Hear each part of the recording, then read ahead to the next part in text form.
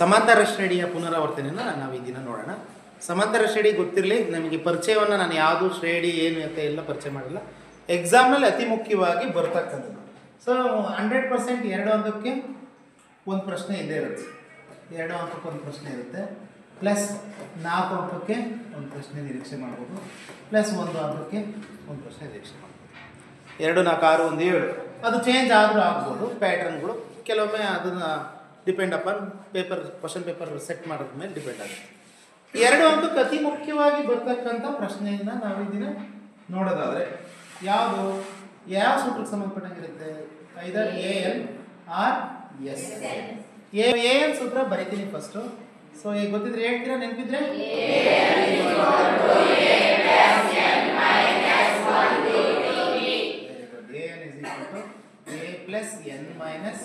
A+N-1D. ಓಕೆನಾ? ಈಗ ಇದಕ್ಕೆ ಸಂಬಂಧಪಟ್ಟಂಗೆ ಒಂದು ಲೆಕ್ಕ ಮಾಡೋಣ. ಓಕೆನಾ? ನೀವು ಮಾಡ್ತೀರಾ ನೋಡೋಣ, ಕೊಡೋಣ ಲೆಕ್ಕ. 2 ಅಂಕಕ್ಕೆ ಬರ್ತಕ್ಕಂಥದ್ದು ನೋಡ್ರಿ. ಯೂಶ್ವಲ್ ಆಗಿ 2 ಅಂಕದ ಪ್ರಶ್ನೆ ಸ್ಟಾರ್ಟ್ ಆಗೋದೇ ಮ್ಯಾಕ್ಸಿಮಮ್ ಸಮಾಂತರ ಶ್ರೇಣಿಯಿಂದ ಶುರುವಾಗ್ಬೋದು. ಅರ್ಥ ಆಗ್ತದೆ? ಅಥವಾ ಈಗ ನಿನಗೆ ಕ್ವಶನ್ ಪೇಪರ್ ಬಂದ ತಕ್ಷಣ ನಿನ್ನ ತಲೆಯಲ್ಲಿ ನೆನಪಿರಲಿ, 8 1 ಮಾರ್ಕ್ಸ್ನ ಆಗುತ್ತೆ, 8 16 2 ಮಾರ್ಕ್ಸ್ ಶುರುವಾಗುತ್ತಲ್ಲ, ಶುರುವಾಗೋದ್ರಲ್ಲಿ ಮೊದಲನೇ ಪ್ರಶ್ನೆ ಆಗಿರುತ್ತೆ ಅಥವಾ 2ನೇ ಪ್ರಶ್ನೆ ಆಗಿರುತ್ತೆ. ನಾನು ಹೇಳ್ತಾ ಇದ್ದೀನಿ ಅಷ್ಟೇ, ಒಂದು ಪ್ರಿಡಿಕ್ಷನ್ ಅಷ್ಟೇ. ಆದರೆ 2 ಅಂಕಕ್ಕೆ ಈ ಥರದ್ದು ಒಂದು ಪ್ರಶ್ನೆ ಬಂದಿರುತ್ತೆ, ಐದರ್ AN ಆರ್ SN. ಈಗ ಅದಕ್ಕೊಂದು ಲೆಕ್ಕ ಕೊಡ್ತೀನಿ, ಬೇಗ ಮಾಡಿ.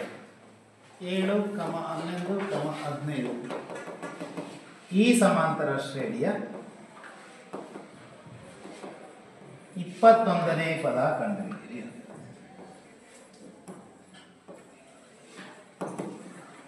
ಮಾಡ್ತೀರಾ? ಓಕೆ, ಬೇಗ ನಿಮಗೆ ಅವಕಾಶ ಕೊಡ್ತೀನಿ. ಓಕೆ ಡಿಯರ್ ಸ್ಟೂಡೆಂಟ್ಸ್, ಪರಿಹಾರ ನೋಡೋಣ. ಓಕೆನಾ? ಏನಾಗುತ್ತೆ ಪರಿಹಾರದಲ್ಲಿ ಯಾವಾಗಲೂ ಮೊದಲನೇ ಪದ ಫಸ್ಟ್ ಬರ್ತದೆ. A ಏನಾಗಿದೆ? 7 ಆಗಿದೆ. ನೆಕ್ಸ್ಟು D ನೋಡಿಲ್ಲಿ, ಇದು ಏರಿಕೆ ಕ್ರಮದಲ್ಲಿರುವ ಸಮಾಂತರ ಶ್ರೇಣಿ. ನೀನು ಯೂಶ್ವಲಿ D A2 - A1 ಅಂತ ಮಾಡ್ಕೋಬೇಕು ಅಂತೇನಿಲ್ಲ. ಏರಿಕೆ ಕ್ರಮದಲ್ಲಿ ಎಷ್ಟೆಷ್ಟು ಏರಿಕೆ ಆಗಿದೆ ಹಂಗೆ ನೇರವಾಗಿ ಬರೀಬೋದು. 4 ನಿನಗೆ ಗೊತ್ತಿಲ್ಲ. ಏರಿಕೆ ಕ್ರಮದಲ್ಲಿದ್ದರೆ ಸಾಮಾನ್ಯ ವ್ಯತ್ಯಾಸ ಯಾವಾಗಲೂ ಪ್ಲಸ್ಸಲ್ಲಿರುತ್ತೆ, ಇಳಿಕೆ ಕ್ರಮದಲ್ಲಿದ್ದರೆ ಸಾಮಾನ್ಯ ವ್ಯತ್ಯಾಸ ಮೈನಸಲ್ಲಿರುತ್ತೆ. ಓಕೆನಾ? ಈಗ ಸೂತ್ರವನ್ನು ಹಾಕೋಣ. ಸರ್ ಇನ್ನೊಂದು ಬರಲಿಲ್ಲ ಸೊಲ್ಯೂಷನ್. N = ಸೊ ಸೂತ್ರ ಹಾಕಿದರೆ AN = A+N-1. n ಜಾಗಕ್ಕೆ ಏನಾಗ್ತೀನಿ? 21. A ಅಂದರೆ 7 + n-1 ಅಂದರೆ 21 - 1 × 4. ಅಲ್ಲಿಗೆ 7 + 21 20 × 4. ಇಲ್ಲಿ ಸಡನ್ನಾಗಿ ಅವಸರ ಮಾಡಬಾರ್ದು, ಬಾಡ್ಮಾಸ್ ನಿಯಮದ ಪ್ರಕಾರನೇ ಹೋಗಬೇಕು. ಅರ್ಥ ಆಗ್ತಿದೆಯಾ? ನಾನು ಅದನ್ನು ಕನ್ನಡಕ್ಕೆ ಕನ್ವರ್ಟ್ ಮಾಡಿ ಹೇಳ್ಬಿಟ್ಟಿದ್ದೀನಿ, ಬಾಗು ಕೂಕ ಅಂತ. ಅಂದರೆ ಬಾಗಿಸು, ಗುಣಿಸು, ಕೂಡು, ಕಳೆ. ನನಗೆ ಮಾಡುವ ವಿಧಾನ ಗೊತ್ತಾಗಿರ್ಬೇಕು. ಅದು ಬಾಡ್ಮಾಸ್ ಅಂತಲೇ ಆಗಿರಲಿ ಅಥವಾ ನನ್ನದೇ ಯಾವುದೋ ಒಂದು ಮೆಮೊರಿ ಟೆಕ್ನಿಕ್ ಆಗಿರಲಿ, ತೊಂದರೆ ಇಲ್ಲ. ಅದು ನಗಂಗಿರ್ಬೋದು, ಬಟ್ ನಿನಗೆ ಅನುಕೂಲ ಆಗುತ್ತೆ. ಯಾವ ನಿಯಮ? ಫಸ್ಟ್ ಇಲ್ಲಿ ಬಾಗು ಕೂಕ ಅಂದರೆ ಇಲ್ಲಿ ಕೂಡೋದು ಕಳೆಯೋದು ಐತೆ, ಗುಣಿಸೋದು ಐತೆ. ಆದರೆ ಗುಣಿಸು ಫಸ್ಟ್ ಮಾಡಬೇಕು. 24 80 ಮತ್ತು 7 ಆಗಿರುತ್ತೆ. ಹಾಗಾದ್ರೆ 21ನೇ ಪದ ಏನಾಗಿರುತ್ತೆ? 87 ಆಗಿರುತ್ತೆ. ಓಕೆನಾ? So this is the answer for this question. ಇದು ಉತ್ತರ ಹೀಗಿದೆ. ನಿನಗೆ ಇನ್ನು ಸುಲಭವಾಗಿ 2 ಅಂಕಕ್ಕೆ ನೀನು ಆರಾಮಾಗಿ ಪರೀಕ್ಷೆಯಲ್ಲಿ ಪಡಿಬೇಕು. ಹೌದಾ? ಸೊ ಈ ಕೆಲಸ ನೀನು ಮಾಡಬೇಕು. ನಾನು ಹೇಳಿದ್ದೀನಿ AN ಸೂತ್ರಕ್ಕೆ ಬಂದರೆ, ಇದು AN ಸೂತ್ರಕ್ಕೆ ಬಂದರೆ ಹೇಳಿರ್ತೀನಿ. ನಾನು ನಿನಗೆ ಕ್ವಶನ್ ಪೇಪರ್ನ ನೀನೇ ಟ್ರ್ಯಾಕ್ ಮಾಡಬೇಕು. ಇಂಥ ಕ್ವಶನ್ ಹಿಂಗೆ ಬರುತ್ತೆ ಅಂತೇಳಿ. ನಾನು ನೆನ್ನೆ ಹೇಳ್ತಾ ಇದ್ದೆ, ನಕ್ಷೆ ಕ್ವಶನ್ 34ನೇ ಪ್ರಶ್ನೆ ಬಂದಿರುತ್ತೆ ಅಂತೇಳಿ. ಇದು ಹೇಳ್ತಾ ಇದ್ದೀನಿ, 17ನೇ ಪ್ರಶ್ನೆ ಬಂದಿರುತ್ತೆ. 17ಕ್ಕೆ ಬರಬೇಕು ಅಂತೇನಿಲ್ಲ, ಯೂಶ್ವಲಿ ಅಲ್ಲೇ ಆಜುಬಾಜು 17, 18, 19ನೇ ಪ್ರಶ್ನೆ ಆಗಿದೆ. ನೀವು ಮಾದರಿ ಪ್ರಶ್ನೆ ಪತ್ರಿಕೆ ತೆಗೆದು ನೋಡ್ಬೋದು, ಹಿಂದಿನ ವರ್ಷದ ಪ್ರಶ್ನೆ ಪತ್ರಿಕೆಗಳು ತೆಗೆದು ನೋಡ್ಬೋದು. ಅಲ್ಲೇ ಇರುತ್ತೆ 17, 18, 19 ಸಮಾಂತರ ಶ್ರೇಣಿ. ನಿನ್ನ ತಲೆಯಲ್ಲಿ ಬಂದ್ಬಿಡ್ಬೇಕು. ಈಗ ಬರ್ತೈತೆ ನಾನು 16ನೇ ಕ್ವಶನ್ ಮುಗಿಸ್ತಾ ಇದ್ದೀನಿ, ಪಟಾಪಟ್ ನಿನ್ನ ತಲೆಯಲ್ಲಿ ಬಂದ್ಬಿಡ್ಬೇಕು. ನೆಕ್ಸ್ಟ್ ಬರ್ತಕ್ಕಂಥದ್ದು 17, 18, 19ರಲ್ಲಿ ಸಮಾಂತರ ಶ್ರೇಣಿ ಇರುತ್ತೆ. ಒಂದೇ ಒಂದು ಈಸಿಯಾಗಿ AN SN ಈಸಿಯಾಗಿ ನಿನ್ನ ತಲೆಯಲ್ಲಿ ಇರ್ತದೆ. ಇದು 100% ಬಂದೇ ಬರುತ್ತೆ. ಇದು ಬರುತ್ತೆ ಇಲ್ಲ SN ಸಂಬಂಧ ಬರುತ್ತೆ. ಅದನ್ನು ನೋಡೋಣ. ಈಗ SN ಸೂತ್ರದ್ದು ಓಕೆ, AN ಸೂತ್ರದ ಲೆಕ್ಕವನ್ನು ಮಾಡಿದ್ವಿ. ಈಗ SN ಸೂತ್ರ ಎನ್ ಸೂತ್ರ ಅಂದರೆ ಎನ್ನನೇ ಪದ ಅಂದರೆ ಕೊನೆಯ ಪದ ಅಂತ ಕಂಡುಹಿಡಿಯೋದು. ಎಸ್ ಎನ್ ಸೂತ್ರ ಅಂತಂದರೆ ಸಮ್ ಆಫ್ ಎನ್ ಟರ್ಮ್ಸ್ ಅಂದರೆ ಎನ್ ಪದಗಳ ಮೊತ್ತ ಕಂಡುಹಿಡಿಯೋದು. ಇಲ್ಲಿ ಕೊಟ್ಟಿರ್ತಾರೆ, ಯಾವುದೋ ಒಂದು ಸಮಾಂತರ ಶ್ರೇಣಿ ಕೊಟ್ಟಿರ್ತಾರೆ. ಸೊ ಹೇಗಿರುತ್ತೆ ನೋಡ್ಕೊಳ್ಳಿ, 8, 14, 20 ಈ ಸಮಾಂತರ ಶ್ರೇಣಿಯ ನೋಡ್ರಿ ಕೇಳ್ತಾರೆ, ಈ ಸಮಾಂತರ ಶ್ರೇಣಿಯ 35 ಪದಗಳವರೆಗಿನ ಮೊತ್ತ ಕಂಡುಹಿಡಿ. 35 ಪದಗಳವರೆಗಿನ ಮೊತ್ತ ಕಂಡುಹಿಡಿ. ಮೊತ್ತ. ಸೊ ಈ ಥರ ಮೊತ್ತ ಅಂದ ತಕ್ಷಣ ನಿನ್ನ ತಲೆಯಲ್ಲಿ ಕನ್ಫ್ಯೂಷನ್ ಮಾಡ್ಕೋಬಾರ್ದು. ಮತ್ತೆ ಮತ್ತೆ ಹೇಳ್ತಾ ಇದ್ದೀನಿ, ಇಷ್ಟನೇ ಪದ ಅಂದರೆ ಏನು ಸೂತ್ರ, ಮೊತ್ತ ಅಂದ ತಕ್ಷಣ ಸಮ್, ಇಂಗ್ಲೀಷ್ನ ನೆನ್ಪು ಮಾಡ್ಕೊಂಡ್ಬಿಡ್ರಿ. ಸಮ್ ಎಸ್ ಎನ್ ಸೂತ್ರ. ಎಸ್ ಎನ್ ಸೂತ್ರ ಗೊತ್ತಿದ್ರೆ ಹೇಳ್ತೀರಾ?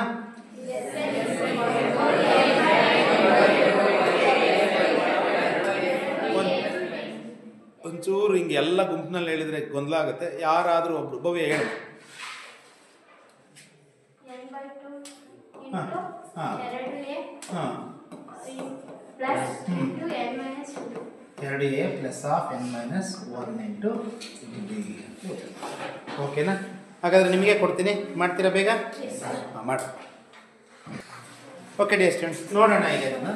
ಮೊದಲನೇದಾಗಿ ನಾನು ಸೂತ್ರ ಗೊತ್ತಿದ್ದ ತಕ್ಷಣವೇ ನಾನು ಬರೀ ಸೂತ್ರ ಕಷ್ಟ ಆಗಲ್ಲ, ಪರಿಹಾರ ಬರ್ಕೋಬೇಕು. ಪರಿಹಾರ ಅಂತಂದರೆ ಸೂತ್ರಕ್ಕೆ ನನಗೆ ಏನೇನು ಬೇಕಾಗಿರೋ ಟರ್ಮ್ಸ್ಗಳು ಯಾವ್ಯಾವು ಅಂತೇಳಿ. ಸೊ ಇಲ್ಲಿ ನನಗೇನು ಬೇಕು, ಮೊದಲ ಪದ ಗೊತ್ತಿರಬೇಕು, a = 8, ಸಾಮಾನ್ಯ ವ್ಯತ್ಯಾಸ ಗೊತ್ತಿರಬೇಕು, d = 6. ನೆಕ್ಸ್ಟು ಎಷ್ಟು ಪದಗಳ ಮೊತ್ತ ಕಂಡುಹಿಡಿತಾ ಇದ್ದೀನಿ ಅನ್ನೋದು ಗೊತ್ತಿರಬೇಕು, 35. ಈಗ ಎಸ್ ಎನ್ ಜಾಗಕ್ಕೆ 35 ಆಗ್ತೀವಿ, ಎಸ್ 35 ಅಂದರೆ 35/2 ಇಂಟು 2 ಇಂಟು ಎ ಅಂದರೆ 8 ಪ್ಲಸ್ 35 ಮೈನಸ್ 1 ಇಂಟು ಡಿ ಅಂದರೆ 6. ಸೊ ಇಲ್ಲಿ 35/2 ಇಂಟು ಇದ್ರೊಳಗೆ ಕ್ಯಾಲ್ಕುಲೇಷನ್ಸ್ ಮಾಡ್ಕೊಳ್ಳೋಣ.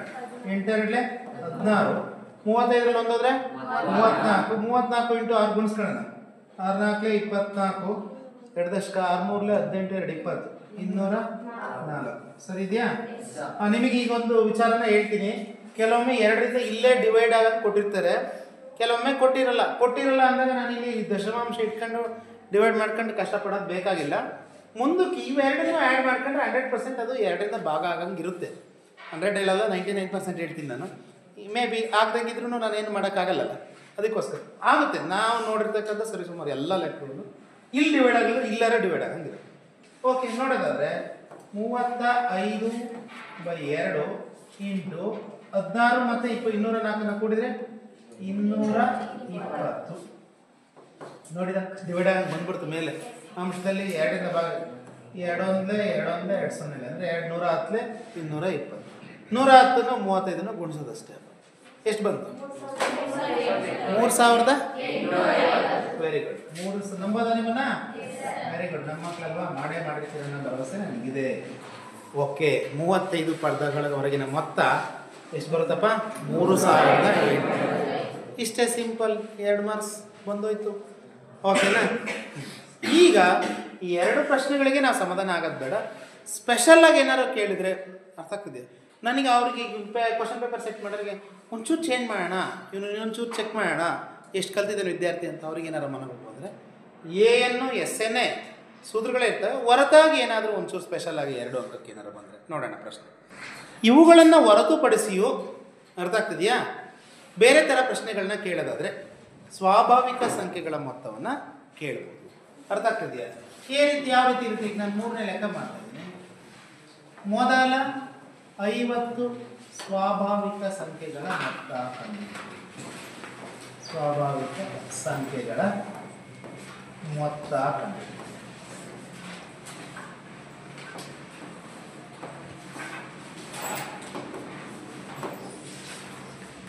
ಓಕೆ. ಈಗ ಸೂತ್ರ ನನಗೆ ಗೊತ್ತಿರಬೇಕು. ಸ್ವಾಭಾವಿಕ ಸಂಖ್ಯೆಗಳ ಮೊತ್ತದ ಸೂತ್ರ ಎಷ್ಟು ಜನಕ್ಕೆ ಗೊತ್ತು? ಎಲ್ಲರೂ ನೋಡ್ಬೇಡಿ, ಭಾಳ ಜನ ಕೈ ಎತ್ತೀರಾ. ಓಕೆ, ನಾನು ಕೇಳ್ತೀನಿ. ಹೇಳಪ್ಪ ಕಿರಣ, ಹೇಳ್ತೀಯಾ? ಹೇಳಪ್ಪ. ಎಸ್ ಎನ್ = n+1 ಫಸ್ಟ್ ಹೇಳೋದು ಅದು ಓಕೆನೆ, ಬಟ್ n ಫಸ್ಟ್ ಹೇಳ್ಬಿಟ್ಟು n of n plus 1 7 n plus 1 divided bye okay divided by 2 very good. ಸ್ವಾಭಾವಿಕ ಸಂಖ್ಯೆಗಳ ಮೊತ್ತ ಅಂತಂದರೆ ಈ ಸೂತ್ರವನ್ನು ಹಾಕಬೇಕು. ಯಾವಾಗಲೂ 2 ಸೂತ್ರಕ್ಕಷ್ಟೇ ಸ್ಟಿಕಾನ್ ಆಗಬಾರ್ದು. ನಾನು ಎಲ್ಲ ರೀತಿಯಲ್ಲೂ ರೆಡಿ ಇರಬೇಕು. ಅರ್ಥ ಆಗ್ತಿದೆಯಾ? ಎಲ್ಲ ರೀತಿಯಲ್ಲೂ ರೆಡಿ ಇರಬೇಕು. ಸ್ವಾಭಾವಿಕ ಸಂಖ್ಯೆಗಳ ಮೊತ್ತ ಕೇಳಿದರೆ ಹೇಗೆ ಮಾಡೋದು? ಲುಕ್ ಎನ್ ಜಾಗಕ್ಕೆ ಭಾಳ ಸಿಂಪಲ್. ಇದರಲ್ಲಿ ಎ ಬೇಡ, ಡಿ ಬೇಡ, ಏನು ಬೇಡ. ಮೊದಲ 50 ಎನ್ ಜಾಗಕ್ಕೆ ನೀವು ಎನ್ ಇಸ್ ಈಕ್ವಲ್ ಪರಿಹಾರ ಬರ್ಕೊಂಡ್ರೆ ಎನ್ ಇಸ್ ಈಕ್ವಲ್ ಟು ಎಷ್ಟು ಪದಗಳನ್ನು ಕೇಳಿದಾರಪ್ಪ ಅವರು? 50. ಎನ್ ಇಸ್ ಈಕ್ವಲ್ ಟು 50 ಲೆಕ್ಕ. ಸೊ ಮಾಡ್ತೀರಾ? ಮಾಡಿ. 50 into 50 plus 1 divided by 2 is equal to 50 into 51 divided by 2. 2ರಿಂದ 50 ಭಾಗ ಆಗುತ್ತೆ. 2 1 2 25. 25 51 ಗುಣಿಸ್ಬಿಟ್ರೆ 7. ಅದೇ ಮೊದಲ 50 ಸ್ವಾಭಾವಿಕ ಸಂಖ್ಯೆಗಳ ಮೊತ್ತ ಆಗಿರುತ್ತೆ. ಹೇಳಪ್ಪ ಎಷ್ಟು ಬಂತು? 1275. ನೀವು ಸರಿ ಉತ್ತರ ಮಾಡಿರ್ತೀರ, ನಾ ಭರವಸೆ ಮೇಲೆ ಬರಿತಾ ಇದ್ದೀರ. ಮಾಡಿರ್ತೀರಲ್ವಾ? ಕುಣಿಸಿದ್ದೀರಾ ಸರಿಯಾಗಿ? ಬೇರೆಯವರು ಕೂಡ ತಾಳೆ ನೋಡ್ಬೋದು. ಇದು ಸ್ವಾಭಾವಿಕ ಸಂಖ್ಯೆಗಳ ಮೊತ್ತ ಕಂಡಿದೆ. ಎಷ್ಟು ಅಂಕಗಳಿಗೆ ಕೇಳ್ಬೋದು? ಇದನ್ನು ಕೂಡ 2 ಅಂಕಗಳಿಗೆ ಕೇಳ್ಬೋದು. ಯಾವ್ದು ಈಸಿ? ಇದು ಇದೇ ಈಸಿ ಅನ್ನೋದಲ್ಲ, ಎಲ್ಲವೂ ಈಸಿನೇ. ನೀವು ಅದನ್ನು ತಪ್ಪು ಮಾಡ್ತೀರಾ. ಇದು ಈಸಿ ಅನ್ನಬಾರ್ದು, ಎಲ್ಲವೂ ಈಸಿನೇ. ಎನ್ ಈಸಿ, ಎನ್ ಇದು ಈಸಿ. ಸ್ವಾಭಾವಿಕ ಸಂಖ್ಯೆಗಳ ಮೊತ್ತ ಅಂದರೆ 2 ಅಂಕಕ್ಕೆ ಬರ್ತಕ್ಕಂಥ ಸಾಧ್ಯತೆ ಇರುವ 3 ಪ್ರಶ್ನೆಗಳನ್ನು ಚರ್ಚೆ ಮಾಡಿದೆ. ಈಗ ಇಲ್ಲೇ ಒಂಚೂರು ಆಚೆ ಈಚೆ ಚೇಂಜ್ ಮಾಡಿ 1 ಅಂಕದ ಪ್ರಶ್ನೆಗಳನ್ನ ಕೇಳ್ಬೋದು ನಿನಗೆ. ಇಲ್ಲೇ ಈ ಪ್ರಶ್ನೆ ಇಲ್ಲೇ ಚೇಂಜ್ ಮಾಡ್ತೀನಿ, ನಾನು ಏನು ಚೇಂಜ್ ಮಾಡೋದು, ಇಲ್ಲೇ ಸಿಂಪಲಾಗಿ ಚೇಂಜ್ ಮಾಡ್ತೀನಿ. ಓಕೆನಾ? ಮುಂದಿನ ಪ್ರಶ್ನೆಗೆ ಹೋಗೋಣ. ಪ್ರಶ್ನೆ ಸಂಖ್ಯೆ 4 ನೋಡೋಣ. ಮೊದಲ 40 ಸರಿ ಸ್ವಾಭಾವಿಕ ಸಂಖ್ಯೆಗಳು. ಸರಿ ಅಂತನಾರ ಕೊಡ್ಬೋದು ಅಥವಾ ಸಮ ಅಂತನಾರ ಕೊಡ್ಬೋದು. ಸಮ ಸ್ವಾಭಾವಿಕ ಸಂಖ್ಯೆಗಳ ಮೊತ್ತ ಕಂಡುಹಿಡಿಯಿರಿ. ಅರ್ಥ ಆಗ್ತಿದೆಯಾ? ಇದು ನೆನಪಿರಲಿ, 2 ಅಂಕದ ಪ್ರಶ್ನೆ ಅಲ್ಲ, ಇದು 1 ಅಂಕದ ಪ್ರಶ್ನೆ. 2 ಮಾರ್ಕ್ಸಿಗಲ್ಲ ಇದನ್ನು ಕೇಳೋದು, 1 ಮಾರ್ಕ್ಸಿಗೆ ಕೇಳ್ಬೋದು. ಭಾಳ ಈಸಿಯಾಗಿ ಮಾಡ್ಬೋದು. ನೀವು ಸೂತ್ರ ಗೊತ್ತಿರಬೇಕು ನನಗೆ. ಅರ್ಥ ಆಗ್ತದೆಯಾ? ಸರಿ ಸ್ವಾಭಾವಿಕ ಸಂಖ್ಯೆಗಳು ನೆನಪಿರಲಿ. ಮತ್ತೊಂದು ಸರಿ ಬರಿತಾ ಇದ್ದೀನಿ. ಸರಿ ಸ್ವಾಭಾವಿಕ ಸಂಖ್ಯೆಗಳ ಸೂತ್ರ ಏನು ಅಂತ ಅಂದರೆ ಈ ರೀತಿ ಇರುತ್ತೆ. n ಪ್ಲಸ್ 1 ಇಷ್ಟೇ. ಡಿವೈಡೆಡ್ ಬೈ 2 ಇರಲ್ಲ. ಡಿವೈಡೆಡ್ ಬೈ 2 ಇರಲ್ಲ. ಸರಿ ಸ್ವಾಭಾವಿಕ ಸಂಖ್ಯೆಗಳ ಮೊತ್ತ Sn is equal to n of n plus 1. So ಏನಿಲ್ಲ, n ಜಾಗ ಪರಿಹಾರ ಬರ್ಕಂತೀಯ ನೀನು. ಪರಿಹಾರ 40 ಮೊದಲ 40 ಸ್ವಾಭಾವಿಕ ಸಂಖ್ಯೆಗಳು, ಸರಿ ಸ್ವಾಭಾವಿಕ ಸಂಖ್ಯೆಗಳು. n ಇಸ್ ಈಕ್ವಲ್ ಟು 40 ಹಾಕಂತೀಯ. ಅಲ್ಲಿಗೆ S40 ಇಸ್ ಈಕ್ವಲ್ ಟು ಏನಾಗುತ್ತೆ? 40 ಇಂಟು 40 ಪ್ಲಸ್ 1 ಆಗುತ್ತೆ. ಅಲ್ಲಿಗೆ 40 ಇಂಟು 41. ಬೇಗ ಗುಣಿಸ್ಬಿಟ್ಟು ಹೇಳಪ್ಪ ಆನ್ಸರ್.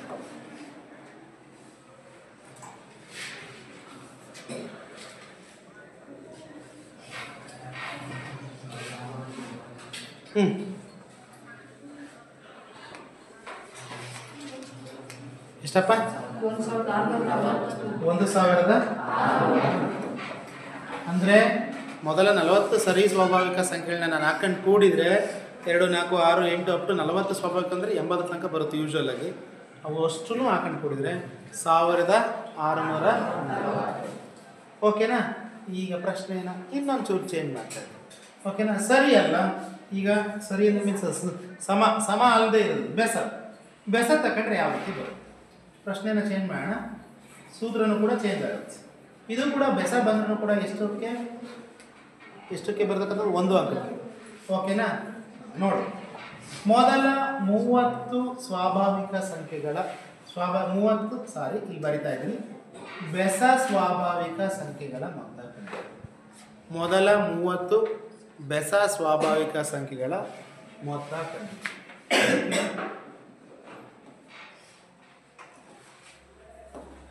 ಸೂತ್ರ ಬರ್ಕೊಳ್ಳೋದಾದ್ರೆ ನಾನು ಯಾವುದಕ್ಕೆ ಬರ್ಕೋಬೇಕು? ಬೆಸ ಸ್ವಾಭಾವಿಕ ಸಂಖ್ಯೆಗಳ ಮೊತ್ತ. ಇದು ಇಡೀ ಸೂತ್ರಗಳೆಲ್ಲ ಸುಲಭ ಸೂತ್ರ ಇದೆ. ಹೇಳ್ತೀರ ನೋಡಿ ಎಲ್ಲ ವೆರಿ ಗುಡ್, ಸುಲಭ. Sn is equal to n square. ಭಾಳ ಈಸಿಯಾಗಿ 1 ಅಂಕ ಪಡಿತೀನಿ ನಾನು. ಓಕೆನಾ? ಎಸ್ ಎನ್ ಜಾಗಕ್ಕೆ 30, ಎನ್ ಸ್ಕ್ವೇರ್ ಅಂದರೆ 30 ಸ್ಕ್ವೇರ್. 30 ಸ್ಕ್ವೇರ್ ಅಂದರೆ ಹೇಳ್ಬೋದು 900. ಮೊದಲ 30 ಬೆಸ ಸ್ವಾಭಾವಿಕ ಸಂಖ್ಯೆಗಳ ಮೊತ್ತ ಏನಾಗುತ್ತೆ? ಒಂದು ಅಂಕದ ಪ್ರಶ್ನೆಗೆ ಕೇಳಬಹುದಾದ ಪ್ರಶ್ನೆ ಆಗಿರುತ್ತೆ. ಒಂದು ಅಂಕಕ್ಕೆ ನಿನಗೆ ಇಲ್ಲಿ ಅದು ಮಲ್ಟಿಪಲ್ ಚಾಯ್ಸ್ ಅಂದರೆ ಬಹು ಆಯ್ಕೆಯಲ್ಲಿರ್ಬೋದು ಅಥವಾ ನೇರವಾಗಿ ಒಂದು ಅಂಕಕ್ಕೂ ಕೇಳಂಗಿರ್ಬೋದು. ಓಕೆನಾ? ಸೊ ಇದಿಷ್ಟು ಪ್ರಶ್ನೆಗಳು ಇದಾಯಿತು. ಇನ್ನೊಂದು ಇದರಲ್ಲಿ ಒಂದು ಅಂಕದ ಪ್ರಶ್ನೆಗಳನ್ನ ಕೇಳೋದು ಇನ್ನೊಂದು ಚೂರು ಸ್ಪೆಷಲ್ ಆಗಿರೋದು ನೋಡೋಣ. ಸ್ಪೆಷಲ್ ಆಗಿರೋದು ಒಂದು ಅಂಕಕ್ಕೆ ಬರುತ್ತೆ, ಆದರೆ ಒಂಚೂರು ವಿಶೇಷವಾಗಿರುತ್ತೆ. ಈಗ ಅವರೇ ಒಂದು ಎ ಎನ್ ಸೂತ್ರ ಕೊಟ್ಬಿಟ್ಟಿರ್ತಾರೆ. ಅವರೇ ಒಂದು ಎ ಎನ್ ಸೂತ್ರ ಕೊಡ್ತಾರೆ. ಹೆಂಗೆ ಅಂದರೆ N is equal to 4n - 2 ಆದಾಗ 16ನೇ ಪದ ಕಂಡುಹಿಡಿಯಿರಿ. N is equal to 4n - 2 ಆದಾಗ ಸೊ ಎಷ್ಟು ಕೇಳೋ ಸಾಧ್ಯತೆ ಇದೆ? ಇದು ಕೂಡ ಒಂದು ಅಂಕದ ಪ್ರಶ್ನೆ. 16ನೇ ಪದ ಈಗಾಗಲೇ ಹೇಳ್ಕೊಟ್ಟಿದ್ದೀನಿ. ಕಂಡಿಡಿದು ಹೇಳ್ತೀರಾ ಅಂತೀನಿ ಅಥವಾ ನಾನೇ ಮಾಡಿಸ್ತೀನಿ? ಕಂಡಿಡಿದು ಹೇಳ್ತೀರಾ? 16ನೇ ಪದ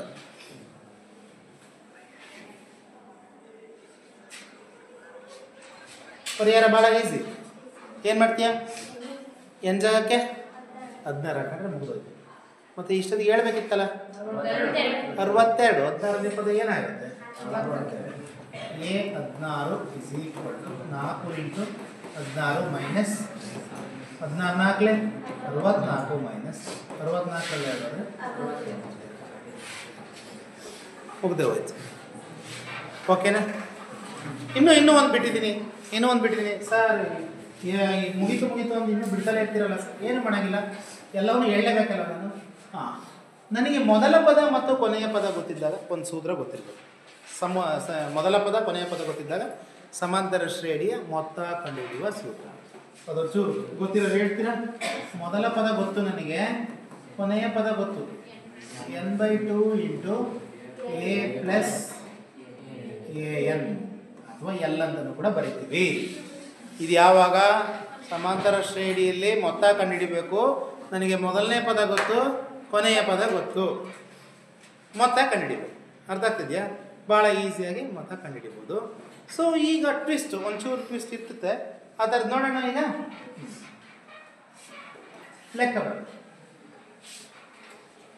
5, 10, 15, ಕೊನೆಯ ಪದ 80. ಓಕೆನಾ? ಈ ರೀತಿಯೂ 2 ಅಂಕ. ಈಗ ನೋಡಿ, ಇದು 2 ಅಂಕ ಕೇಳ್ಬೋದು. ಸ್ವಲ್ಪ ನಿನ್ನ ಸಂಕೀರ್ಣವಾಗಿ ಕೊಟ್ಟು ನಿನಗೊಂಚೂರು ನಿನ್ನನ್ನು ಪರೀಕ್ಷೆ ಮಾಡಬೇಕು.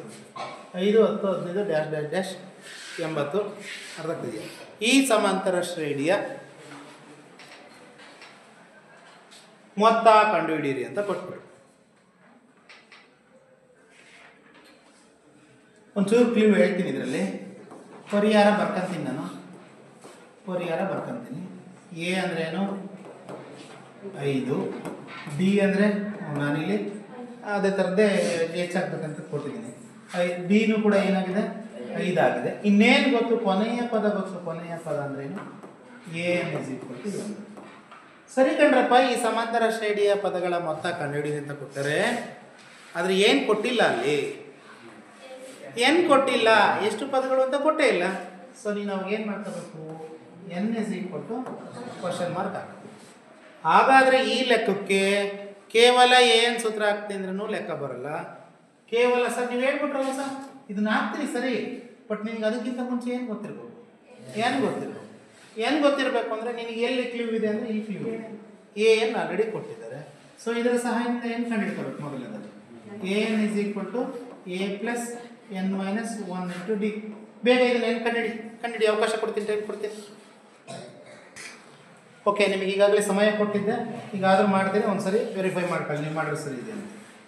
ಎನ್ ಜಾಗಕ್ಕೆ 80 ಹಾಕಬೇಕು. ಎ ಜಾಗಕ್ಕೆ 5 ಪ್ಲಸ್ n ಗೊತ್ತಿಲ್ಲ, ಹಾಗೆ ಬರ್ಕೊಂತೀನಿ. n - 1 × d ಅಂದರೆ 5.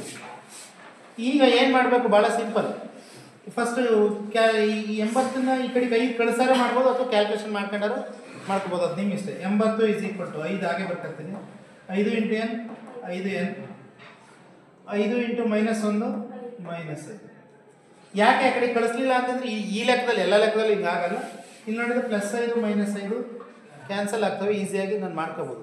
ಇನ್ ಕೇಸ್ ಕ್ಯಾನ್ಸಲ್ ಆಗಿಲ್ಲ ಅಂದರೆ ಇವೆರಡನ್ನೂ ಕ್ಯಾಲ್ಕುಲೇಟ್ ಮಾಡ್ಕೊಂಡು ಈ ಕಡೆ ಎಡಗಡೆಗೆ LHSಗೆ ಕಳಿಸ್ಬೇಕಾಗುತ್ತೆ. ಸೊ ಈಗ ಏನು ಸಿಕ್ತು ನನಗೆ 5n = 80 ಆಯಿತು. ಅಲ್ಲಿಗೆ 5 1 5 16 n = ಏನು 16. ನೇರವಾಗಿ ಬರ್ದಿದ್ದೀನಿ ನಾನು.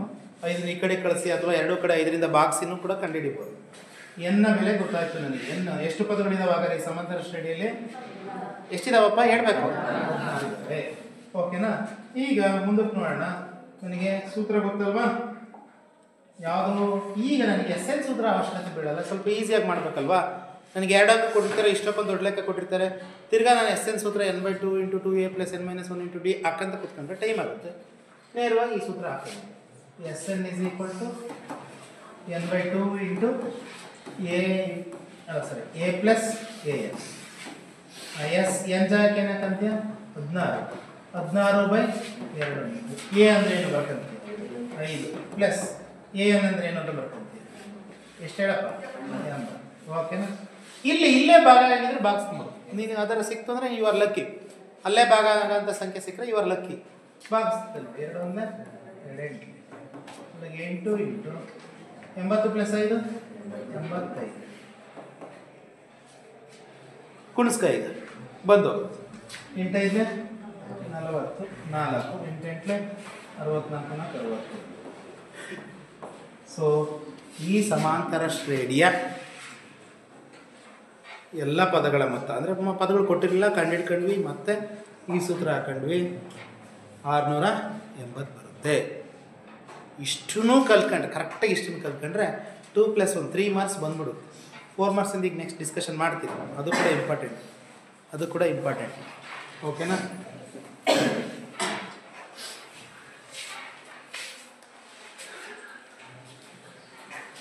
ಹೋಗೋಣ ಮುಂದಕ್ಕೆ. ಎಲ್ಲ ಸೂತ್ರಗಳನ್ನ ಒಂದ್ಸರಿ ಪಟ್ಟಿ ಮಾಡೋಣ, ಇಲ್ಲಿವರೆಗೂ ಕಲ್ತಿರ್ತಕ್ಕಂಥ. ಓಕೆನಾ? ನನಗೆ ಸಮಾಂತರ ಶ್ರೇಣಿ ಪಾಠ ಅಂದರೆ ಮೊದಲನೇದಾಗಿ an ಸೂತ್ರ ಗೊತ್ತಿರಬೇಕು. an = a + n - 1 × d. ಎರಡನೇದಾಗಿ SN ಸೂತ್ರ ಗೊತ್ತಿರಬೇಕು. SN = n/2 × 2a + n - 1 × d. So ಇದೇ SN ಸೂತ್ರ ಮೊದಲ ಪದ ಕೊನೆಯ ಪದ ಗೊತ್ತಿದ್ದಾಗ ಗೊತ್ತಿರಬೇಕು. SN = n/2 × a + an. Next ಸ್ವಾಭಾವಿಕ ಸಂಖ್ಯೆಗಳ ಮೊತ್ತ ಗೊತ್ತಿರಬೇಕು. SN = n of n + 1 / 2. ಇದು ಸ್ವಾಭಾವಿಕ ಸಂಖ್ಯೆಗಳ ಮೊತ್ತ. ಸ್ವಾಭಾವಿಕ ಸರಿ ಸಂಖ್ಯೆಗಳ ಮೊತ್ತ ಗೊತ್ತಿರಬೇಕು. SN = n of n + 1 ಇಷ್ಟೇ, /2 ಇರಲ್ಲ. ಸ್ವಾಭಾವಿಕ ಬೆಸ ಸಂಖ್ಯೆಗಳ ಮೊತ್ತ ಕಂಡುಹಿಡಿಯುವ ಸೂತ್ರ ಗೊತ್ತಿರಬೇಕು. SN = n². ಇದಿಷ್ಟು ಸೂತ್ರಗಳು ಗೊತ್ತಿರಬೇಕು. 1 2 3 4 5 6 ಸೂತ್ರ ಗೊತ್ತಿದ್ರೆ ನೀನು, ನಾನು ಹೇಳ್ತಾ ಇದ್ದೀನಿ, 3 ಅಂಕನ ಪಡಿಬೋದು ಅಷ್ಟೇ. 2 ಮಾರ್ಕ್ಸಿಂದ ಒಂದು ಪ್ರಶ್ನೆ, 1 ಮಾರ್ಕ್ಸಿಂದ ಒಂದು ಪ್ರಶ್ನೆ ನಾನು ಪಡಿಬೋದು. ಅರ್ಥ ಆಗ್ತಿದೆಯಾ? ಹಾಗಾದರೆ ನೆಕ್ಸ್ಟ್ ನಿನ್ನ ಚಾಲೆಂಜ್ ಇರೋದು 4 ಅಂಕ ಪಡೆಯೋದು. ಅದನ್ನು ನೆಕ್ಸ್ಟ್ ನಂತರ ಡಿಸ್ಕಷನ್ ಮಾಡ್ತೀವಿ. ಸೂತ್ರಗಳು ಬೇಕಾಗ್ತವೆ, ಬಟ್ 4 ಅಂಕದ ಸ್ಪೆಷಾಲಿಟಿ ಚೇಂಜು. ಅದು ನಾವು ಸಮಾಂತರ ಶ್ರೇಣಿಯ ಸಾಮಾನ್ಯ ರೂಪದ ಆಧಾರದ ಮೇಲೆ ಜಾಸ್ತಿ ನಾವು 4 ಅಂಕದ ಪ್ರಶ್ನೆಗಳನ್ನು ನಿರೀಕ್ಷೆ ಮಾಡ್ಬೋದು. ಓಕೆ, ಬರ್ಕೊಳ್ಳಿ. ಬರ್ಕೊಂಡ್ರ ಮುಂದಕ್ಕೆ ಸಮಾಂತರ ಶ್ರೇಣಿಯಲ್ಲಿ 2 ಅಂಕದ ಪ್ರಶ್ನೆಗಳನ್ನ 1 ಅಂಕದ ಪ್ರಶ್ನೆಗಳನ್ನ ಚರ್ಚೆ ಮಾಡಿದ್ವಿ. ಈಗ 4 ಅಂಕದ ಪ್ರಶ್ನೆಗಳನ್ನ ಚರ್ಚೆ ಮಾಡೋದಕ್ಕಿಂತ ಮುಂಚಿತವಾಗಿ ನನಗೆ ಸಾಮಾನ್ಯ ರೂಪ ಗೊತ್ತಿರಬೇಕು.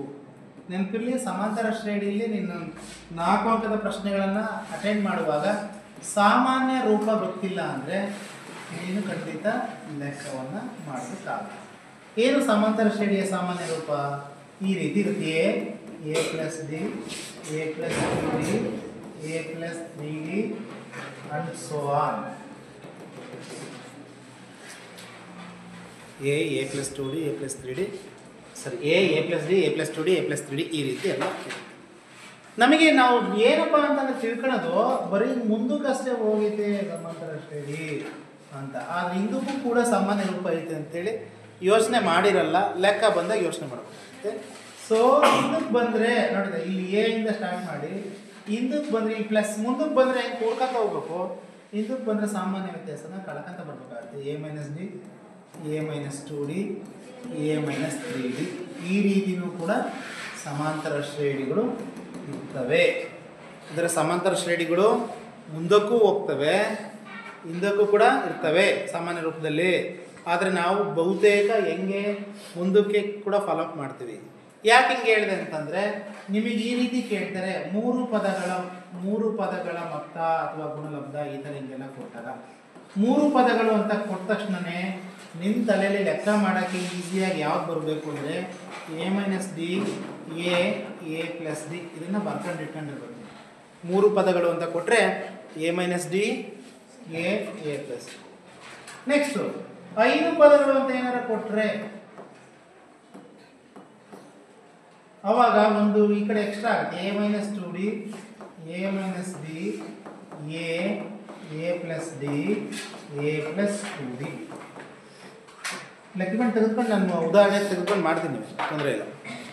ಅಂದರೆ 3 ಪದಗಳು ಅಂತ ಕೊಟ್ಟರೆ ಈ ರೀತಿ ಮಾಡ್ಕೋಬೇಕು, 5 ಪದಗಳು ಅಂತ ಕೊಟ್ಟರೆ ಈ ರೀತಿ ಮಾಡ್ಕೋಬೇಕು. ಆಗ್ಬೋದಾ? ನೆಕ್ಸ್ಟ್ ಈಗ ಒಂದು ಸ್ಪೆಷಲ್, ಇವೆರಡನ್ನು ಬಿಟ್ಟು ಒಂದು ಸ್ಪೆಷಲ್ ಹೇಳ್ತೀನಿ ನಾನು. 4 ಪದಗಳು ಅಂತ ಕೊಟ್ಟರೆ ವೆರಿ ವೆರಿ ಇಂಪಾರ್ಟೆಂಟ್. ಬಹುತೇಕ ಎಕ್ಸಾಮ್ಗಳಲ್ಲಿ ನಿಮ್ಮನ್ನ ಬಂದು ವಿಚಾರಿಸಿರೋ ಪ್ರಶ್ನೆನೇ ಯಾವುದು? 4 ಪದಗಳು. ಅವಾಗ ನಾವು ಒಂಚೂರು ಸಮಾಂತರ ಶ್ರೇಣಿಯ ಸಾಮಾನ್ಯ ರೂಪವನ್ನೇ ಒಂಚೂರು ಡಿಫ್ರೆಂಟಾಗಿ ಬರ್ಕೋಬೇಕು. ಇದು ಭಾಳ ಇವೆರಡು ಇಂಪಾರ್ಟೆಂಟೇ, ಇದು ಇನ್ನೂ ಮೋಸ್ಟ್ ಇಂಪಾರ್ಟೆಂಟ್ ಅಂತ ಹೇಳಿ.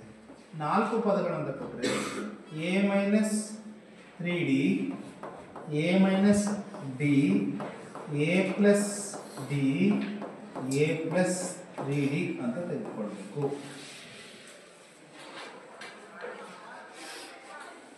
ಅರ್ಥ ಆಯ್ತಾ? 4 ಪದಗಳು ಅಂತ ಕೊಟ್ಟರೆ ಈ ರೀತಿ ತಗೋಬೇಕು. A minus 3d a minus d a plus d a plus 3d. ಇದು ಸಾಮಾನ್ಯ ರೂಪವನ್ನು ತಿಳ್ಕೊಂಡಿದ್ರೆ 4 ಅಂಕಗಳದ ಸುಲಭವಾಗಿ ನೀವು ಫಾಲೋ ಅಪ್ ಮಾಡ್ಬೋದು. ಹೌದಾ? ನೋಡೋಣವಾ? 4 ಅಂಕದೊಂದು ಪ್ರಶ್ನೆ ಕೊಡ್ತೀನಿ. ಈಗ ಇದರಲ್ಲಿ ಯಾವುದನ್ನಾರು ಅಂತ ಕಟ್ತೀನಿ. ಇವು ಸಾಮಾನ್ಯವಾಗಿ ಸುಲಭ ಇರ್ತವೆ. 4 ಪದಗಳದ್ದೇ ಮೊದಲನೇದಾಗಿ ತೆಗೆದುಕೊಳ್ತೀನಿ. ಲೆಕ್ಕ ನೋಡೋಣ. ಓಕೆ, ಇಲ್ಲಿ ಪ್ರಶ್ನೆ ನೋಡೋಣ. ಒಂದು ಸಮಾಂತರ ಶ್ರೇಣಿಯ 4 ಪದಗಳ ಮೊತ್ತ 48 ಹಾಗೂ ಮಧ್ಯದ ಪದಗಳ ಗುಣಲಬ್ಧ 140 ಆಗಿದೆ. ಹಾಗಾದರೆ ಆ 4 ಪದಗಳನ್ನು ಕಂಡುಹಿಡಿಯಿರಿ ಅಂತ ಪ್ರಶ್ನೆಯನ್ನು ಕೇಳಿದರು. ಸೊ 4 ಪದಗಳು ಅಂದ ತಕ್ಷಣ ನಾನೀಗ ಹೇಳಿದ್ದೀನಿ ಸಾಮಾನ್ಯ ರೂಪವನ್ನು ಬರ್ಕೋಬೇಕು. ಏನು ಸಾಮಾನ್ಯ ರೂಪ? 4 ಪದಗಳಿಗಾದರೆ a minus 3d a minus d a plus d a plus 3d.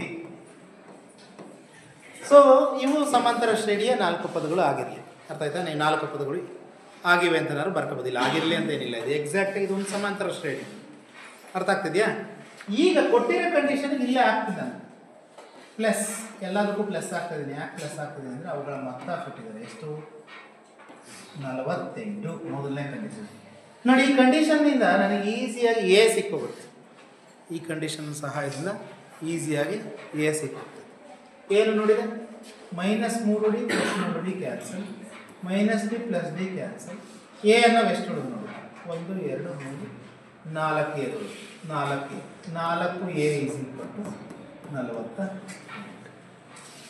ಇದ್ರ ಸಹಾಯದಿಂದ ಎ ಸಿಕ್ಕೋಯ್ತು ನೋಡಿ. 2 ಕಡೆ 4ರಿಂದ ಬಾಗಿಸೋದಾದರೆ 4 4 4 4 ಎನ ಬೆಲೆ 12. ಮೊದಲ ಪದ ಸಿಕ್ಕೋಯ್ತು. ನಾನೀಗ ಮಾಡಿಸ್ತಾ ಇರೋದು ಕೇವಲ ಮಾದರಿ ಮಾತ್ರ. ಬೇರೆ ಬೇರೆ ಪ್ರಶ್ನೆಗಳು ನಿಮಗೆ ಬರ್ಬೋದು. ಈಗ ಈ ಕಂಡೀಷನ್ ಸಹಾಯದಿಂದ ನಾನೇನು ಮಾಡಿದೆ? ಮೊದಲ ಪದವನ್ನು ಕಂಡುಹಿಡ್ಕೊಂಡೆ, ಬರ್ಕಡೆ. ಎರಡನೇ ಕಂಡೀಷನ್ ಹಾಕಿದರೆ ನನಗೆ ಸಾಮಾನ್ಯತೆ ಸಿಗುತ್ತೆ. ಏನು ಕೇಳಿದಾರಪ್ಪ? ಎರಡನೇ ಕಂಡೀಷನ್ ಏನು ಹೇಳಿದ್ದಾರೆ ಅಂದರೆ ಮಧ್ಯದ ಪದಗಳು ಅಂದರೆ ಯಾವ ಅಂತ ನೀವೇ ಹೇಳ್ತೀರಿ. ಮಧ್ಯದ ಪದಗಳು ಯಾವ ಮಧ್ಯದ ಪದಗಳಿಗೆ? A minus D. ಅವೆರಡನ್ನು ಗುಣಿಸಿದರೆ ಎಷ್ಟು ಬರ್ತಾ ಇದೆ? ಅವೆರಡನ್ನು ಗುಣಿಸಿದರೆ ಕಂಡೀಷನ್ ಹೇಳಿದರೆ 140 ಬರ್ತಾ ಇದೆ. ಇದನ್ನು ನೋಡಿದ ತಕ್ಷಣ ನನಗೆ ನಿತ್ಯ ಸಮೀಕರಣ ನೆನಪಿ ಬರಬೇಕು. A minus d into a plus d ನಿತ್ಯ ಸಮೀಕರಣ ನೆನಪಿ ಬರಬೇಕು. ಏನು? A square minus d square is equal to 140. ಇಲ್ಲಿ ಎನ ಬೆಲೆ ನನಗೆ ಗೊತ್ತು. ಎನ ಬೆಲೆ ಎಷ್ಟು? ಹೇಳ್ಬೇಕಪ್ಪ 12 ಹೌದಾ 12 ಸ್ಕ್ವೇರ್ ಮೈನಸ್ ಡಿ ಸ್ಕ್ವೇರ್ ಅಂದರೆ ಗೊತ್ತಿಲ್ಲ ಈಸ್ ಈಕ್ವಲ್ ಟು 140. ಈ ಕಡೆ ಮಾಡ್ತಾ ಇದ್ದೀನಿ ಈಗ ನೆಕ್ಸ್ಟ್ ಉಳಿದಿರೋ ಲೆಕ್ಕನ. ಸೊ 12 ಸ್ಕ್ವೇರ್ ಅಂದರೆ 144 minus d square is equal to 140. ಈ ಸಮೀಕರಣವನ್ನು ಸಾಲ್ವ್ ಮಾಡಬೇಕು ಅಂದರೆ ಡಿ ಸ್ಕ್ವೇರ್ ನ ಕಡೆ ಪ್ಲಸ್ 144 ಈ ಕಡೆ ತಕ್ಕ 140 ಈ ಕಡೆ ತಕ್ಕ 144 minus 140 is equal to d square. ಏನಾಗುತ್ತೆ d square is equal to 4 ಆಗುತ್ತೆ. D is equal to square root of 4 ಆಗುತ್ತೆ. 4ರ ವರ್ಗಮೂಲ ಏನು ಬರೀ 2 ಅನ್ಬಾರ್ದು ಯಾವಾಗಲೂ ಪ್ಲಸ್ ಆರ್ ಮೈನಸ್ ಎ ಗೊತ್ತಾಯಿತು ಡಿ ಗೊತ್ತಾಯಿತು. ಇಲ್ಲಿಗೆ ನಾವು 4 ಅಂಕ ಪಡ್ಕೊಳಕ್ಕಾಗಲ್ಲ, ಇನ್ನೂ ಇದೆ. ಏನಿದೆ ಇನ್ನು ಆ 4 ಪದಗಳನ್ನ ಬರಿಬೇಕು ನಾವು ಲಾಸ್ಟ್ ಬರ್ಕೊಂತೀವಿ. ಆ 4 ಪದಗಳು ಅದೊಂದು ಸರಿ ಸಾಮಾನ್ಯ ರೂಪ ಬರ್ಕ ಹಂಗಾರೆ ಈಸಿ ಬರ್ಕೊಂಡು ಎ ಮೈನಸ್ 3ಡಿ a minus d a plus d a plus 3ಡಿ. ಎ ಅಂದರೆ ಬರ್ಕ ಎ ಅಂದರೆ ಏನು 12 ಮೈನಸ್ 3 ಇಂಟು ಡಿ ಅನ್ನು ಪ್ಲಸ್ 2 ತಕ್ಕ ಫಸ್ಟು, ಆಮೇಲೆ ತೀರಾ ಮೈನಸ್ 2ಕ್ಕೆ ಹೇಳ್ತೀನಿ ಹೇಗೆ ಅಂತ. ಎ ಅಂದರೆ 12 ಮೈನಸ್ ಡಿ ಅಂದರೆ 2 12 ಪ್ಲಸ್ 2 12 ಪ್ಲಸ್ 3 ಇಂಟು 2. ಈಗ 12 ಮೈನಸ್ 3 2 6 12ಗೆ 2 ಆದರೆ 10 12 14 12 ಪ್ಲಸ್ 6. ಈಗ ಫೈನಲ್ ಆನ್ಸರ್ ಸಿಕ್ಕೋಯ್ತು. 12ಗೆ ಆದರೆ 6 10 14 15 ನೋಡು ಆ 4 ಪದಗಳು ಸಿಕ್ಕೋಯ್ತು. 6 10 14 15. ಅಥವಾ ನೋಡಿದೆ ನಾನು ಡಿ ಅನ್ನು ಮೈನಸ್ ತಗೊಂಡೆ, ಅದನ್ನೇನು ಲೆಕ್ಕ ಮಾಡಕ್ಕೆ ಹೋಗ್ಬೇಡ್ರಿ, ಇದನ್ನೇ ರಿವರ್ಸ್ ವಯಸ್ಸ ವರ್ಷ ಬರೆದ್ಬಿಡ್ರಿ. 18 14 10 6 ನೋಡ್ಬೇಕಾದ್ರೆ ಒಂದ್ಸರಿ ತಾಳೆ ನೋಡೋರು ಫಾಸ್ಟಾಗಿ ನೋಡ್ಬೇಡ. 4 ಕೂಡು ಮೊತ್ತ 48 ಬರುತ್ತೆ. ಅರ್ಥ ಆಯ್ತಾ? ಮಧ್ಯದ ಪದಗಳನ್ನ ಗುಣಿಸು ಮಧ್ಯದ ಪದಗಳನ್ನ ಗುಣಿಸು 14 ನೋಡೋಣ ನಾವು ಮಾಡೋದು ಸರಿ ಇದೆಯಾ. ಇದರಿಂದ ನನಗೆ ನಾವು ಮಾಡೋದು ಸರಿ ಅನ್ನೋದು ಗೊತ್ತಾಗುತ್ತೆ. ಸೊ ಇದು ಏನಪ್ಪ 4 ಅಂಕದ ಪ್ರಶ್ನೆಗಳನ್ನ ಕೇಳಿದರೆ ಇನ್ನೂ ಚರ್ಚೆಗಳಿದ್ದಾವೆ, ನಂತರ ನೋಡೋಣ. ಇದೇ ಸಾಮಾನ್ಯ ರೂಪಕ್ಕೆ ಸಂಬಂಧಪಟ್ಟಾಗ ಇನ್ನೊಂದು ಪ್ರಶ್ನೆ 2023ರಲ್ಲಿ ಕೇಳಿರ್ತಕ್ಕಂಥ ಪ್ರಶ್ನೆ ನೋಡ್ಬೋದು. ಒಂದು ಸಮಾಂತರ ಶ್ರೇಣಿಯ 2ನೇ ಮತ್ತು 4ನೇ ಪದಗಳ ಮೊತ್ತ 54 ಮತ್ತು ಅದರ ಮೊದಲ 11 ಪದಗಳ ಮೊತ್ತ 693 ಆದರೆ ಸಮಾಂತರ ಶ್ರೇಣಿಯನ್ನು ಕಂಡುಹಿಡಿಯಿರಿ. ಪ್ರಶ್ನೆ ಇನ್ನೂ ಮುಂದುವರೆದಿದೆ. ನಾನು ಪ್ರಶ್ನೆಯಲ್ಲಿ ಅರ್ಧ ಭಾಗವನ್ನು ಮಾತ್ರ ತೆಗೆದುಕೊಂಡು ಪ್ರಶ್ನೆಯನ್ನು ಬಿಡಿಸ್ತಾ ಇದ್ದೀನಿ. ಪರಿಹಾರವನ್ನು ಹೇಗೆ ಬರ್ಕೋಬೇಕು? ಸಾಮಾನ್ಯ ರೂಪಕ್ಕೆ ಸಂಬಂಧಪಟ್ಟಂಗೆ ಬರ್ಕೋಬೇಕು. ಪರಿಹಾರ ಮಾಡ್ಕೊಳ್ಳಪ್ಪ. ಏನು 2ನೇ ಮತ್ತು 4ನೇ ಪದಗಳ ಮೊತ್ತ ಅಂದರೆ ನೀನು ಹಿಂಗೆ ಬರ್ಕೋಬೇಕು. A2 plus A4 is equal to 50. ಇದರ ಸಹಾಯದಿಂದ ನಿನಗೊಂದು ಸಮೀಕರಣ ಸಿಕ್ಬಿಡುತ್ತೆ. ಹಿಂದೆನೇ ಸಮೀಕರಣನೂ ಕಂಡುಹಿಡ್ಕೋಬೋದು. ಅಥವಾ ಇನ್ನೊಂದು ಪರಿಹಾರ ಇದ್ದರೆ ಅದನ್ನು ಜೊತೆಗೆ ಗೆರೆ ಹಾಕಿ 2 ಅಕ್ಕಪಕ್ಕ ಬರೀತಾ ಇದ್ದೀನಿ. ಏನು ಇನ್ನೊಂದು 11 ಪದಗಳ ಮೊತ್ತ S11 is equal to 600.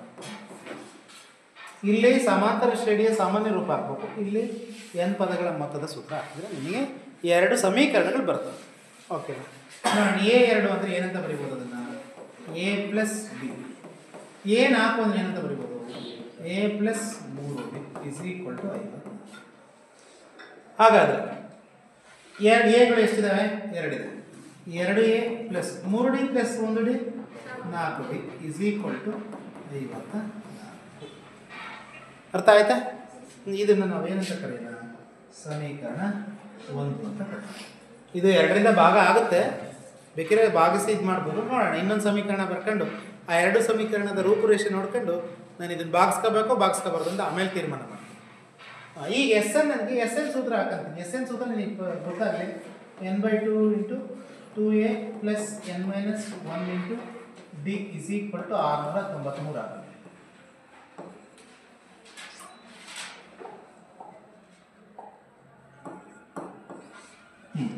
n ಜಾಗ 11 ಆಗ್ತೀನಿ ಅಷ್ಟೇ. 11/2 2 ಎ ಗೊತ್ತಿಲ್ಲ ಪ್ಲಸ್ ನಾನೆಂದ್ರೆ ಒಂದೇ ಸರಿ ಬರೀಲ್ಲ ಬರಿಬೋದಾ? ಅರ್ಥ ಆಗುತ್ತಾ? 2a plus 10d is equal to 693. ಓಕೆನಾ? ಈಗ ಏನು ಮಾಡೋಣ, ಈ 11/2 ಆ ಕಡೆಗೆ ಕಳ್ಸೋಣ. 11/2 ಆ ಕಡೆಗೆ ಕಳ್ಸೋಣ. ಇದು ಇಂಟು ರೂಪದಲ್ಲಿರೋದ್ರಿಂದ 2a plus 10d is equal to 693. ಇದು 11/2 ಇರೋದು ಆ ಕಡೆಗೆ ಹೋದರೆ RHS ಹೋದರೆ 2/11 ಆಗುತ್ತೆ. ಯಾಕೆ ಹೀಗೆ ಮಾಡಿದ್ವಿ ಅಂದರೆ ಈ 11ರಿಂದ 693 ಭಾಗ ಆಗುತ್ತೆ ನೋಡು, ಭಾಗಿಸ್ ನೋಡು. ನೋಡಿದೆ 11 ಒಂದೇ, 11 6 66, 3 ಉಳಿಯಿತು 33, 11 3. ಸೊ ನೋಡಿ 11ರಿಂದ ಭಾಗ ಆಯಿತು. 63 × 2 ಗುಣಿಸ್ತೀವಿ. 2a plus 10d is equal to 63 2 126. ಇದನ್ನು ಸಮೀಕರಣ 2 ಅಂತ ಕರಿತೀನಿ. ಗೊತ್ತಾಯ್ತಾ? ನಾನು ಆಗಲೇ ಯಾಕೆ 2ರಿಂದ ಭಾಗಿಸ್ಲಿಲ್ಲ ಅನ್ನೋದಕ್ಕೆ 2 ಸಮೀಕರಣಗಳು ಒಂದೇ ರೂಪರೇಷನ್ ಬರ್ತವೆ, ಹಾಗಾಗಿ ಭಾಗಿಸ್ಲಿಲ್ಲ. ನಾನು ಆ ನಂತರ ಕೊನೆಗೆ ಈಸಿಯಾಗಿ ಸುಲಭವಾಗಿ ಬರುತ್ತೆ. ಈಗಲೂ ಏನು ಸಮಸ್ಯೆ ಇಲ್ಲ, ಎರಡನ್ನೂ ಪುನಃ 2ರಿಂದ ಭಾಗಿಸಿ ನಾನು ಇನ್ನೂ ಸಿಂಪ್ಲಿಫೈ ಮಾಡ್ಬೋದು. ಬೇಡ, 2 ಕೆಲಸ ಯಾಕೆ, ಇವೆರಡನ್ನೂ ಒಂದೇ ಸರಿ ಬರ್ಕೋಣ. ಸೊ ಸಮೀಕರಣ 1 ಮತ್ತು 2ರಿಂದ, ಸಮೀಕರಣ 1 ಮತ್ತು 2ರಿಂದ ಅವೆರಡನ್ನೂ ಬರ್ಕೊಂತೀನಿ. ಯೂಶ್ವಲಿ ಯಾವುದನ್ನಾರು ಬರ್ಕ, 2ನೇ ಸಮೀಕರಣನೇ ಒಂಚೂರು ದೊಡ್ಡದನ್ನ ಕಾಣುತ್ತೆ, ಅದನ್ನೇ ಫಸ್ಟ್ ಬರ್ಕೊತೀನಿ. ಕ್ಯಾಲ್ಕುಲೇಷನಿಗೆ ಈಸಿ ಅಂತ ಅಷ್ಟೇ. 2a plus 10d is equal to 126. Next 2ನೇ ಸಮೀಕರಣ, ಈ ಸಮೀಕರಣ 2a plus 4d is equal to 56. ಈಗ 2 ಚರಾಕ್ಷರವುಳ್ಳ ರೇಖಾತ್ಮಕ ಸಮೀಕರಣಗಳ ಜೋಡಿಗಳಲ್ಲಿ ನಾವು ಹೇಗೆ ಬಿಡಿಸ್ತೀವೋ ಆ ಥರ ಬಿಡಿಸ್ಬೇಕು.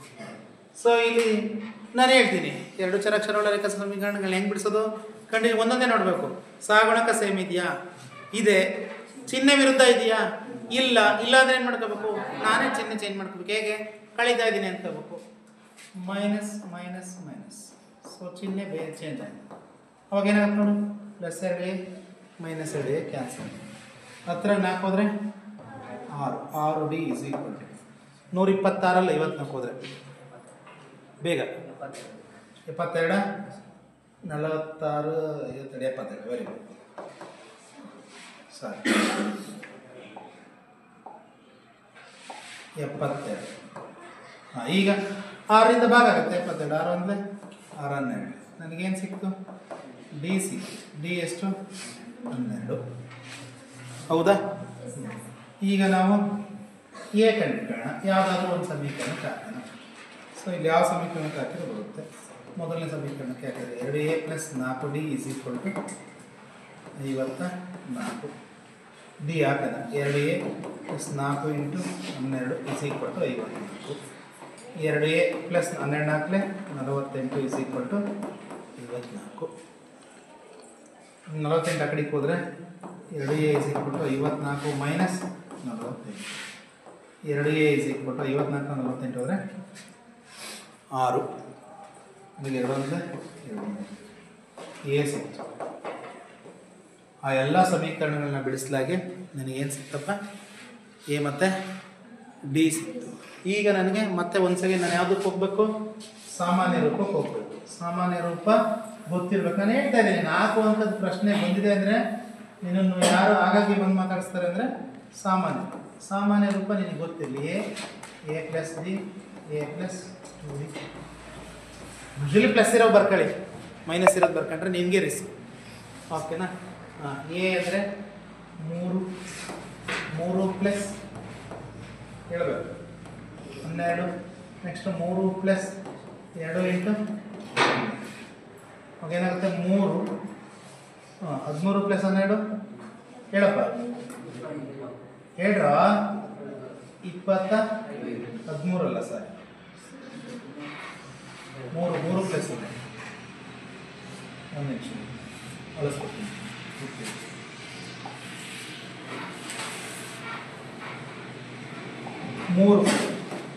3 ಪ್ಲಸ್ 12, 3 ಪ್ಲಸ್ 2 ಇಂಟು 12. ಅದಕ್ಕೆ 3 12 3 15. 3 ಪ್ಲಸ್ 12 24. 3, 15, 24 27. ಎಷ್ಟೆಷ್ಟು ಜಾಸ್ತಿ ಆಗ್ತಾಯಿದೆ ನೋಡಲಿ, 12 ಜಾಸ್ತಿ ಆಗ್ತಾಯಿದೆ. ಬೇಕಿರೋ ಒಂಚೂರು ಟ್ಯಾಲಿ ನೋಡ್ಕೊಳ್ಳೋದಾದ್ರೆ ಮುಂದಿನ ಏನಾಗಿರುತ್ತೆ 39 ಇರುತ್ತೆ. ಟ್ಯಾಲಿ ನೋಡ್ಕೊಬೋದು ನೋಡಿ. 2 ಮತ್ತು 4ನೇ ಪದಗಳ ಮೊತ್ತ 15 + 39 54 ಬರ್ತಾ ಇದೆ. ಹೌದಾ? ಓಕೆನಾ? ಈಸಿಯಾಗಿ ನಾನು ಟ್ಯಾಲಿ ಮಾಡ್ತೀನಿ. ಸೊ ದಟ್ ಈಸ್ ಟ್ಯಾಲಿ ನೋಡ್ಕೊಂತೀವಿ. ಸೊ ನನಗೆ ಸಾಕು, ಇನ್ನು ಮುಂದಕ್ಕೆ ಹೆಚ್ಚಿಗೆ ಎಕ್ಸ್ಟ್ರಾ ಮಾಡೋದು ಬೇಡ. ನನಗೆ ಸಮಾಂತರ ಶ್ರೇಣಿಯ 4 ಪದಗಳು ಗೊತ್ತಾದ್ರೆ ಸಾಕು. ಗೊತ್ತಾಯ್ತಲ್ವಾ? ಅಲ್ಲಿಗೆ ಸಮಾಂತರ ಶ್ರೇಣಿನ ಪೂರ್ತಿ ರಿವಿಷನ್ ಮಾಡಿದ್ದೀನಿ ಪಾಠಕ್ಕೆ. ನೀವು ಸೀದಾ ಈಗ ಪ್ರಾಕ್ಟೀಸ್ ಪೇಪರ್ಗೆ ಲೆಕ್ಕ ಮಾಡಬೇಕು. ಓಕೆನಪ್ಪ? Thank you.